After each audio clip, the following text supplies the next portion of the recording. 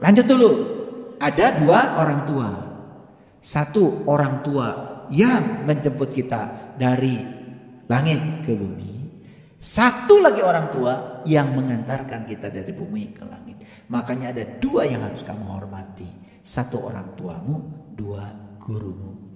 Jadi yang disebut dengan kedua orang tua selama ini itu ayah dan ibu. Itu keliru. Itu satu orang tua, itu satu paket. Damal ayah mana? Mensabelah mah. Paham? Jadi orang tua ada dua. Satu orang tua yang menjemput kita dari langit ke bumi. Satu lagi orang tua yang mengantarkan dari bumi ke langit. Itulah kedua-duanya patut dihormati. Saya bukan minta dihormati. Gak penting banget bagi saya. Saya sudah selesai dengan diri saya sendiri. Kalian mau menghina saya, mau muji saya, emang gue pikirin. Gak penting bagi saya. Ya. Nah oleh karena itu maka kita harus belajar menghormati kedua orang tua kita. Sama pentingnya. Nah sekarang kita tanya dulu. Kalau begitu siapa manusia itu? Jadi manusia itu aslinya makhluk cahaya. Aslinya makhluk spiritual. Yang sedang dikaryakan di bumi. Jadi manusia bukan makhluk bumi yang sedang mengejar cahaya. Tetapi makhluk cahaya yang sedang dikaryakan di bumi. Jadi peringatan dari saya untuk semua yang sudah saya ajarkan bagaimana meniti ke dalam diri, jangan pernah mengejar cahaya. Ya, jangan mengejar cahaya. Ya, karena dikaryakan di bumi maka diberi tubuh. Untuk apa tubuh? Tubuh ini fungsinya dua. Lihat saya. Satu, kendaraan yang bisa mengantarkan sang jiwa kembali ke langit. Dua, untuk berkarya di bumi. Karena berkarya di bumi perlu tubuh. Makanya leluhur kami di Tanah Priangan menyebut diri itu apa? Jisim abdi. Jisim kuring. Jisim itu jasmaninya, kuring yang kakurung ku jasmani. Jadi itu sudah pengakuan bahwa saya satu paket jiwa dan raga. Paham ya?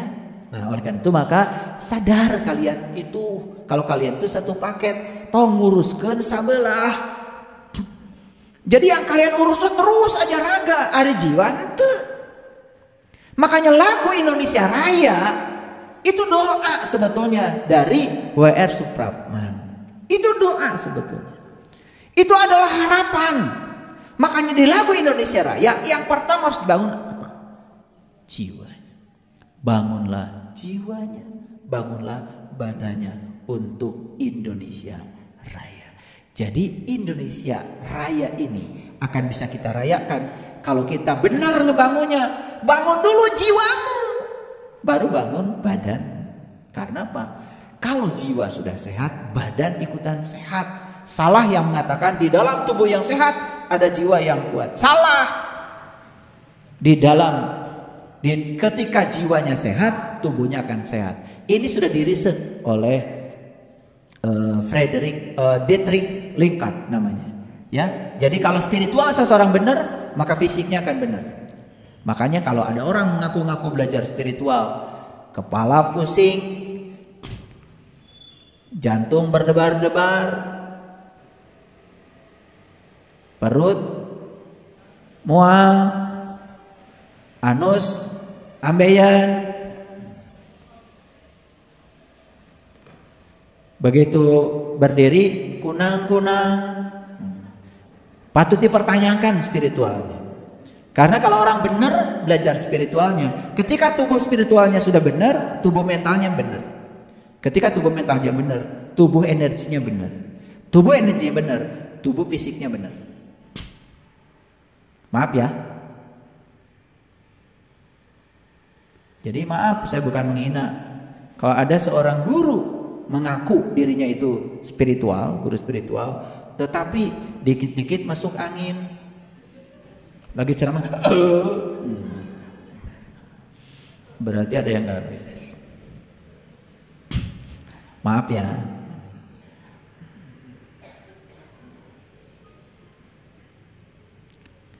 Oke, lanjut dulu. Ini yang berat-beratnya belum. Nah, lihat saya semuanya. Itu sebabnya, lihat saya. Untuk mencapai kesucian jiwa, maka kita harus telanjang. Kapan kita telanjang? Bisa jawab? Sebutkan 3 waktu kalian telanjang. 1 ketika lahir, 2 ketika mati, hiji deui. Pura-pura aja. Ya udah nggak usah sebutkan, pokoknya situlah ya. Pura-pura.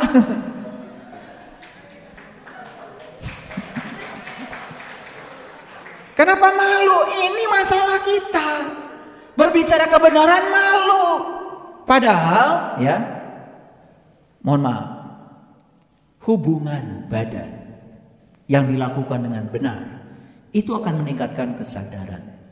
Itu yang disebut dengan mencapai super consciousness. Nanti kalian harus ada kursus khusus tentang ini. Karena selama ini menganggap hubungan itu sebagai sesuatu yang kotor. Makanya begitu saya tanya, kapan kalian telanjang? Tengaku. Lahir katanya, kenceng. Mati, tah cari cing, hep.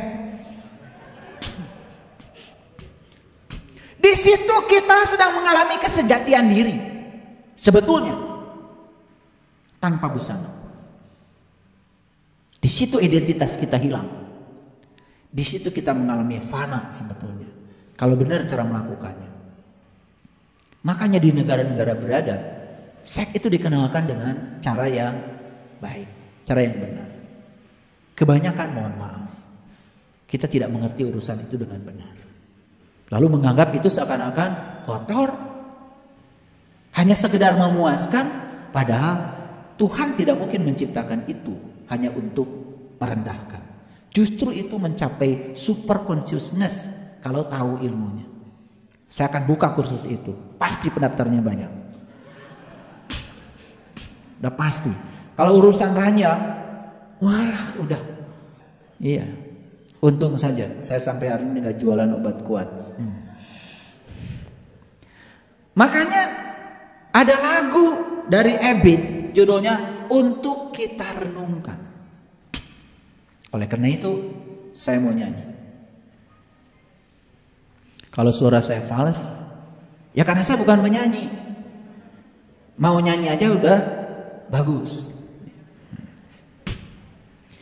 Kita mesti telanjang dan benar-benar bersih, suci lahir dan di dalam batin.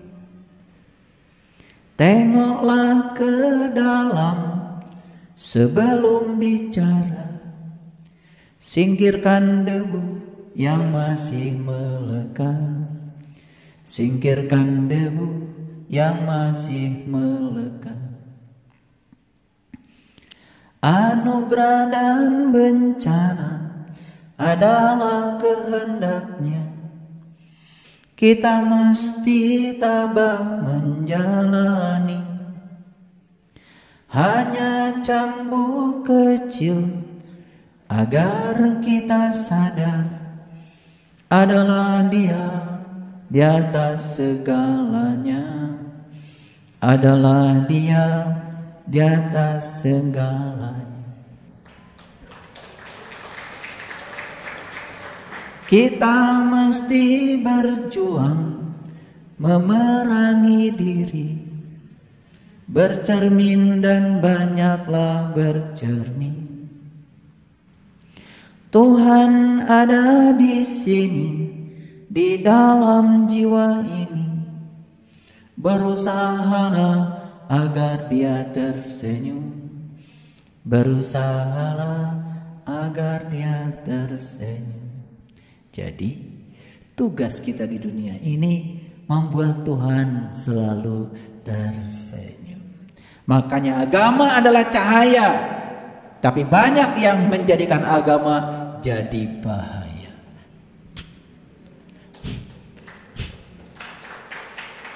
Agama jadinya bukan mendamaikan, malah mengancam. Itulah ketika agama dianut oleh orang-orang yang tidak berkesadaran. Kita harus mewakafkan diri kita untuk membangun kesadaran beragama. Itu sebabnya di dalam agama itu sudah ada yang namanya toleransi. Di dalam agama itu sudah ada yang namanya menghargai dan menghormati perbedaan. Tetapi cara beragama yang kadang-kadang yang keliru. Jadi tidak perlu ada moderasi agama, karena agama sudah moderat. Yang perlu diadakan adalah moderasi beragama.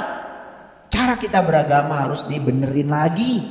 Kadang-kadang kita menganggap orang lain yang berbeda sebagai musuh, bukan sebagai mitra kita.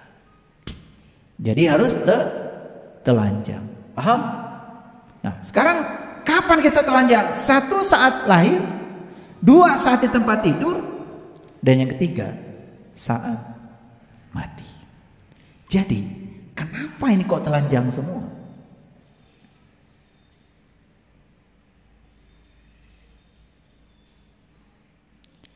Hanya orang yang telanjang saat dia mati yang selamat. Kan semua orang juga telanjang. Yes, telanjang secara lahir. Tetapi belum tentu secara lahir dia itu telanjang. Apakah dia sudah telanjang dari kemelekatan dia pada hartanya? Apakah dia sudah telanjang dari kemelekatan dia pada orang-orang yang dicintainya? No, belum tentu. Itulah pentingnya kita di dalam kehidupan sekarang belajar mati. Supaya kita bisa melepaskan dari sekarang. Makanya saya selalu mengajak, maaf ya, mungkin di BSI kita banyak sekali, di Bumi Sepatul Yakin banyak kegiatan. Yuk kita ngebangun. Saya cuma mengajarkan kalian untuk telanjang. Karena kalau saya cuma mengajarkan ajaran-ajaran yang cuman enak didengar, hanya baik untuk dibicarakan, akhirnya kita kebanyakan berbicara baik, tetapi tidak melakukan kebaikan. Saya bikin BSI peduli. Ayo kita peduli. Lihat saudara-saudara kita yang tidak mampu. Lihat saudara-saudara kita yang tidak sekolah. Itu yang saya bangun sekarang. Jadi, yuk kalau mau ikut kapal ini, ikuti semua kegiatannya. Karena saya tidak akan mengajarkan yang salah. Saya mengajarkan yang sudah teruji. Kenapa? Karena kita mesti telanjang. Kata Ebit, Tuhan ada di sini, di dalam jiwa ini. Berusahalah agar dia tersenyum. Kapan Tuhan tersenyum? Tuhan akan tersenyum saat kamu juga tersenyum. Kapan kamu tersenyum? Saat kamu bahagia. Saat kamu bahagia, ketika kamu bisa membahagiakan banyak orang. Setuju? Oke. Saya sedih sekali dengar cerita dari sahabat-sahabat yang datang ke Panti Werda. Ada seorang ibu bercerita, anaknya dia sekolahkan di sekolah tinggi, bahkan di universitas yang terkenal. Anaknya sekarang sudah menjadi seseorang. Dan ketika anaknya sudah menjadi seseorang, ibunya dititipkan di panti jompo. Dan dia tidak pernah menengok lagi ibunya. Dia sibuk dengan urusannya sendiri. Saya nggak tahu apa yang dia cari. Padahal itu adalah hajar aswadnya dia. Itu adalah ibu pertiwinya dia. Kalau ibunya saja ditelantarkan, kebayang ya orang ini seperti apa. Mungkin orang lain bisa ditelantarkan lebih gila lagi. Ibunya saja yang sakit, merasakan sakit ketika melahirkan dia, yang menumpahkan darah ketika melahirkan dia, yang hampir kehilangan nyawa untuk melahirkan dia, itu saja dia telantarkan. Maaf ya, suatu saat ada jamaah saya mau naik haji, dan ibunya sudah repot. Dan ibunya itu kemudian titipkan. Saya bilang, kau belum naik haji aja udah mabrur, udah mabur, bukan mabrur. Belum naik haji aja udah mabur. Tuhan yang mana yang kamu layani? Bukankah ibumu itu adalah Tuhan yang nyata di hadapan kamu? Tuhan yang gaib kamu cari. Tuhan yang nyata kamu abaikan. Tapi dia tetap aja pergi ke sana. Pulang dari sana tidak berubah. Saya cuma mengatakan, rawat ibumu, itulah hajimu. Itu Hajar Aswad. Kamu memanjat Hajar Aswad di sana berkali-kali, gak ada artinya. Karena kau abaikan Hajar Aswad yang sebenarnya di sini. Itu banyak kan kesalahkaprahan seperti itu? Banyak. Yuk, saya ingin kalian suatu saat membaca buku ini. Buku ini ditulis oleh Osho tahun 2002. Jadi judul bukunya Sex Matters. From Sex